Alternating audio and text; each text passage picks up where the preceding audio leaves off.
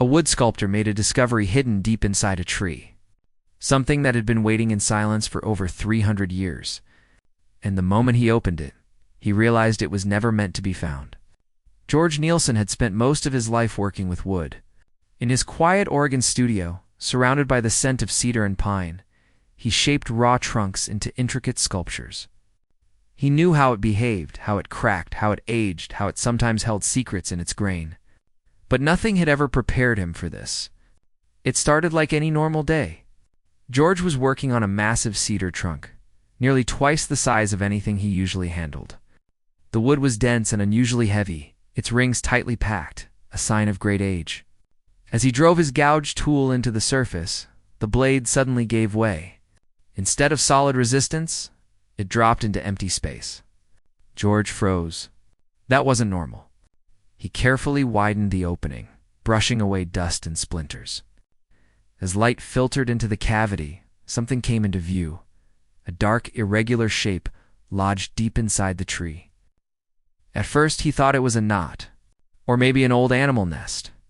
But as he cleared more of the hollow, the shape became unmistakable. It was a pouch.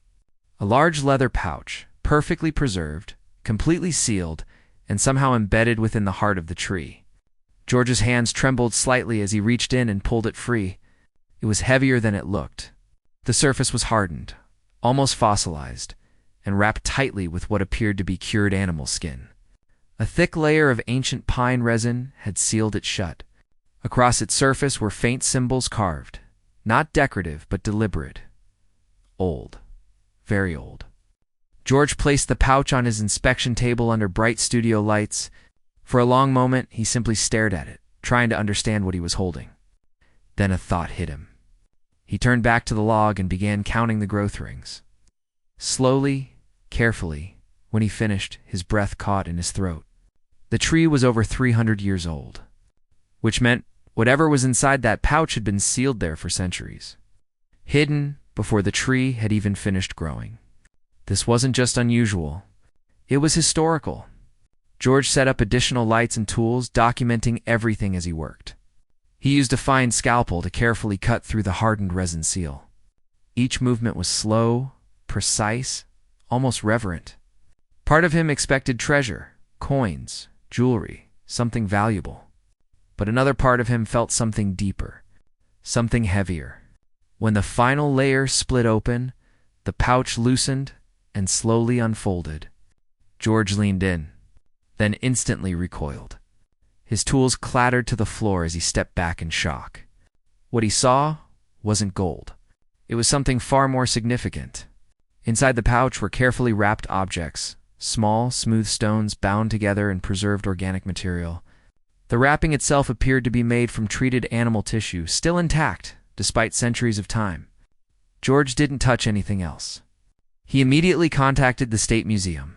Within hours, experts arrived at his studio. Archaeologists, historians, and cultural specialists carefully examined the contents under controlled conditions. Their reaction confirmed George's instinct. This was not a random object. It was sacred. The stones were identified as ceremonial artifacts belonging to a local indigenous tribe, items believed to have been lost or destroyed.